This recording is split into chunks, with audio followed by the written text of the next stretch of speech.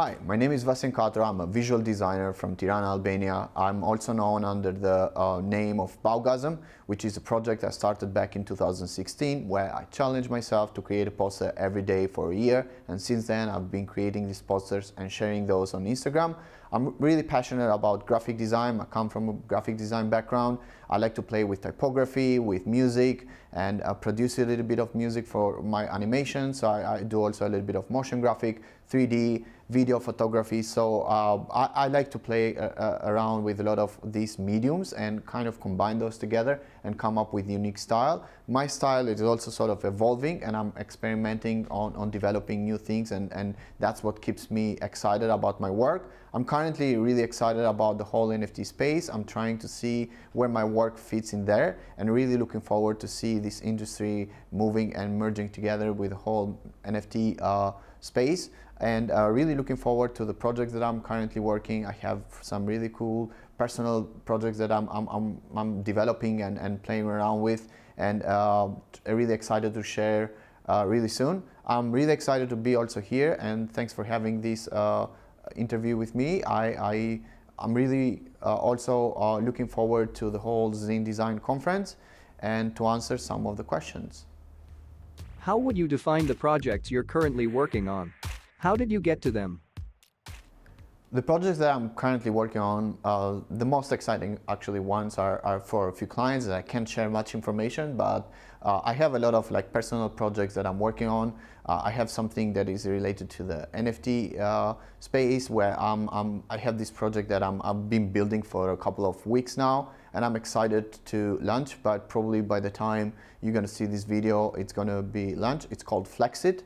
And really excited about it. I started brainstorming about the whole NFT space and the whole industry, how it's evolving. And I had this idea of maybe creating a product on top of it. I can't tell much about it, but that's one of the projects that I'm really excited about. And the other thing is I'm really excited to see where the Baugasm project is going to go. I have some really cool plans on developing more and giving back to the community a little bit more.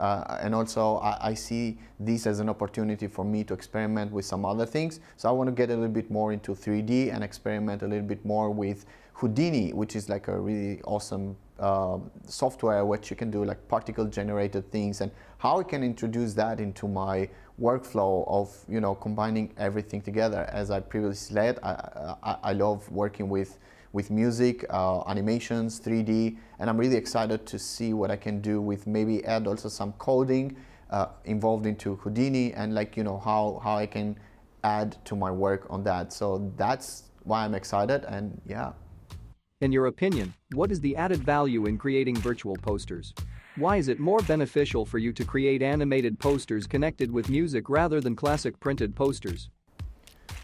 When all of us think about posters and we think about traditional posters coming from graphic design and when it all started, and I feel that's pretty cool and it has some added value to it, and I feel that's really classic part of print industry, which I love, which I come from.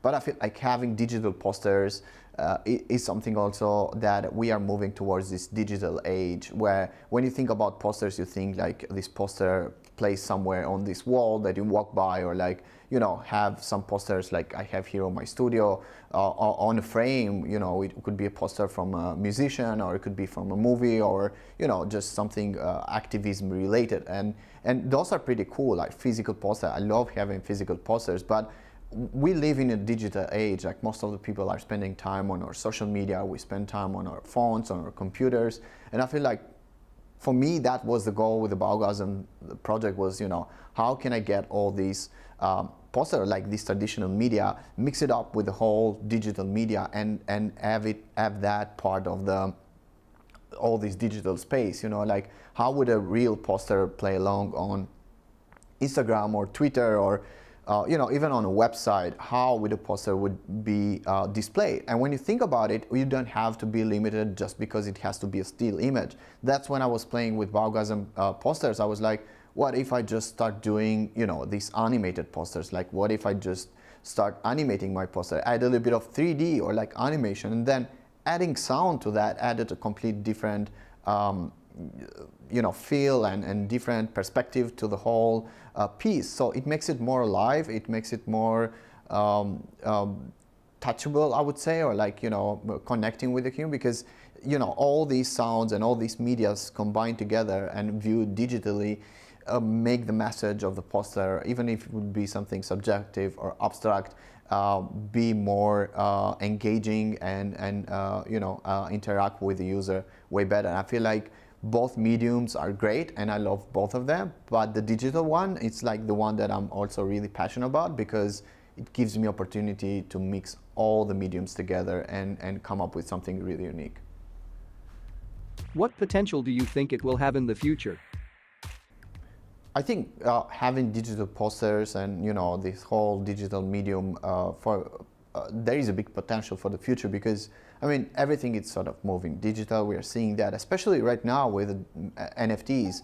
Like even the traditional art as we know it, like all the galleries and all these are moving sort of digitally with the NFT space. So I feel like it's pretty cool to see this movement, and I feel like potentially is great, because like all the artists could be at this point, they have more tools to express themselves, and this is what I see it. But if you see it on advertising perspective, yes, it's been here for a very long time. It's been part of the industry for a very long time. It's not just posters, animated posters, but I feel like could be anything. Could be a video, could be an animation, especially now with 3D being more accessible, with all these video cards making possible everybody to just get a video card, like a graphics card, and start rendering and making these 3D animations. I feel like that adds to the traditional media a lot of potential, and especially with all the new phones and computers that are coming out faster and faster, I feel like that makes everything easy, accessible, and also for newcomers to the industry, it's easier to get in now than ever has been. You share your work mainly on social media. My work is always been around of sharing. Like when I started out, I don't know, like 14 years ago, I always was like, a little bit scared, like am I really good? Like, is my work really good to share out there and get feedback from people? And I kind of got over that fear of, just sharing my work and getting bad review. And of course, it's part of everything that we do. I think it's really important to share our work and let it, go out there, like get feedback. And feedback always, it's good. There are moments that you get this feedback which is exciting, like everybody loves it, but you have this comment that always comes and says like, I don't like, I could have done this in 5 minutes. And I personally feel like, it could play with you, or like how you take that feedback, but I sort of get over everything. I take everything as fun as I spend the time actually creating this artwork. And I feel like that's really important. Don't take everything seriously, because if you're doing this just for marketing, if you're doing this just for as a business, it's going to come a point that you're going to see it just like that. And personally, I like to see this as a business, but at the same time, I like to have it split and have it more as a fun project. And like I design because I love to design. I don't know what else I would be doing if I don't do what I'm actually doing. So like, yes, sharing on social media, it's part of my work, and of course it's a little bit of marketing for my own work and like how I want to show to the world whatever I create. But it could be a little bit business, but in the same time, as I'm saying, is part of my work. Like I like to do these things. I like to share it with everyone, and social media is the best platform to do that. And when you say social media, there is Instagram, of course, but you have also other sites from Adobe, which is like Behance, and like these other platforms that you can share your work. Even on Twitter, like now it's becoming bigger for visual artists, which I'm really excited to see this move forward. And yeah. Is communication with the public key to your success? I believe communicating with the public, it's a key. I try to be as responsible as possible to get to know everybody, especially now I'm getting more and more used with Twitter. Before I didn't spend much time on it, but I feel like getting to know the community is the best thing you could ever do. I feel like connecting with other designers, with even people who are just starting out, I feel like it's very cool to get to know their journey. Like I've seen some people coming from Instagram, where I remember like 2-3 years ago, who just started. Like I was having conversation with these designers who were just starting out. I was trying to help them out, like, you know, point them to the right direction and so on. And it's like so cool to see them grow, and like they have evolved into their own styles and creating their own unique artworks. So it's really exciting. But at the same time, we are all in this together, you know, like it's cool to have friends, especially now with the pandemic and everything. It's very difficult to go out and meet real friends. So like having this community through social media and, you know, the sort of my public and people who already follow me, I see them as part of Baugasm. Like we all sort of have grown together in a way. I don't treat Baugasm as a place that everybody is a fan of, as a product or anything like that. It's just me. It's one person who likes to make these posters and just do graphic design and occasionally share how I do them with everybody, and love to get some feedback from everyone and to share my thoughts and skills and the way how I do this with everyone. So it's always cool to give and get back. So that's my approach to the public. How much of your work is marketing? And what's your approach to it? If you are referring to the marketing as from my own work, I don't think there is much. I used to do a little bit more of like, you know, showcasing my work in a nice way on stories and things like that. But if it comes to client work, yes, it's part of marketing, because most of the clients that I work with come from advertising industry, and you know, some of their projects are based on a marketing campaign or anything like that. So yes, some of the work that I do, especially for client work, is marketing related and advertising related. So, but also there is a cool thing that when I get approached by these clients, I have a lot of freedom to experiment with my own style and to do my own interpretation of their campaign or marketing strategy. And that's also a cool thing to do and be able to do in this stage on my career. In your opinion, how should designers use the internet for their marketing? How do you think designers should approach marketing? I believe that, you know, we all as designers, including me, visual artists in general, and even musicians, all artists in general, sometimes fail and seeing themselves as a product, in sense of like as a business. We all are, you know, this is what we do. Like we have to deal with businesses and clients every day in order to survive and sort of, you know, make an income to pay a rent. So I feel like that's really important.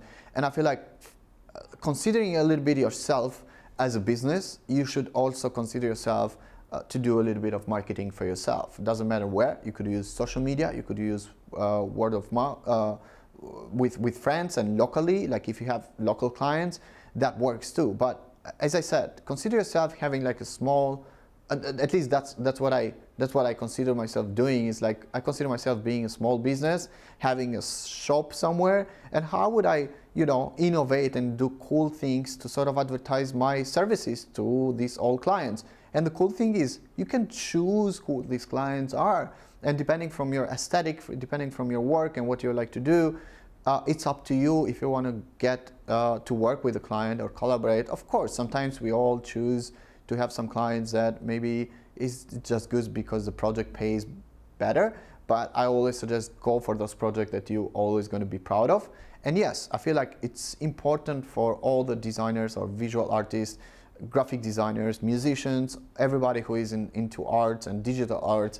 I feel like it's really important to have that mindset of being a little bit, considering yourself a little bit as a business, and do a little bit marketing on that. Or even just do projects that maybe they don't pay off, you know, like I've done that a lot. Like I have interesting clients approach me and say, look, Vasjen, we love to work with you, we love what you do, but our budget is very limited and we would love to have you on board. But then if I see like a potential on it that, you know, it's maybe just, you know, it could be a magazine, it could be a TV commercial, even a music video, or like an artist or a musician, I'm like, you know what, just I love the project, I want to be part of it. And you know, sometimes you even do, I have done things that I never saw that it's gonna come back to me with so much benefits, and I've done things that came back to me and I did it for free, and I got more from it than I would ever done, even monetary that I would have gotten. So I got a lot of press and I got a lot of eyes on my work, which is cool because that translates into business in a way, but in the same time to fans, and the same time people giving me feedback about my work, which is the coolest thing ever. And yeah, I think everybody should do this a little bit, but still focus also on your work, and like don't always go to the business side, in sense of like don't overdo it. I feel like that's the most important part. Like keep a majority of it as fun and cool, so you don't get frustrated or stressed about dealing with a business, rather than doing art and like what you love to do. Do you think it is important to cooperate with other artists? How it can be beneficial for both sides? I think it's a great idea to cooperate with other artists. During all these years that I've done the Baugasm project, I have probably done collaborations with so many cool graphic designers, 3D artists, musicians from my work, and I've met so many friends, and like that brings level of your work to another dimension. It's so cool to see how another artist works on something, and you take that and you remix that, and then you send it to them, and they do something else, or like they send it to you back, and like all these, it's so cool. But in the end, it's like you're just making cool things together, and it's like the best team you can ever have. I always have this saying of saying like, we all sort of worked alone. I'm a freelancer. I'm basically one person who just does all these designs, even client work. But it comes to a point like, how would be the best team you would ever have? The best team you ever have is it's collaborations. Like with these people that you reach out because you love their work, or they reach out to you because they see something that you could do together that is cool. If you see it on the marketing side, yes, I mean, sometimes I've done collaborations with some artists that, they bring visibility to my work, but I also bring visibility to their work, but I primarily don't see it that way. Marketing-wise, that's a good strategy to think about, but in the end, it's like, is it worth it? Like, are we doing this just because we want to get followers and shares? I probably don't like that approach a lot. I've collaborated with artists who don't have followers at all, and just primarily focus on the quality of their work and what both of us can create together. I feel like that's the most important part. And yes, I think everybody should do it. Even if you have a friend who is a musician, who makes music, maybe you want to get into After Effects and do these animations, why just don't reach out to them, do a cool project together. They do the music, you do the animation. Or if you have a friend who is into photography, just reach out to them and like, just do some photos, and maybe you add some graphics on top. It's always cool to mix mediums together, even though personally I try to kind of play around with all these mediums myself. But when I see opportunities to collaborate with other people who are specialized on a specific medium or a specific topic, I love to get that as a challenge and to collaborate with these artists or friends of mine, and yeah, it's cool because, as I said, you can make a lot of friends worldwide, especially if you find them on the internet, and when you travel, actually have friends all around the world. And I've seen that being a pretty cool thing, because when I go one place or another, I have friends that I worked with before and collaborated on a project, which is something pretty cool to have. Thank you, ZLIN Design. This was amazing, and I hope everybody is going to learn something from what I'm sharing. All of these are just my thoughts and my experience during these years of doing Baugasm, and like collaborating with a lot of people and doing all this project myself. I still got to learn. I still got a lot to learn for myself. I still see myself as an amateur. I need to learn all these new things that I'm really passionate about, from 3D that I'm mostly focused on right now and experimenting with, and always be humble. And I try to have that part of my routine and work, because I feel it's important to always remember where you came from and what were the things that you were looking up to back then and where you are right now. And just remember that. I feel like that is really important from everyone to know. And same time, always try new things, always try to learn new software, new applications, anything like that. I'm really excited that I shared all of this with you, and I hope you learned something from it, and hope to see you on the next one.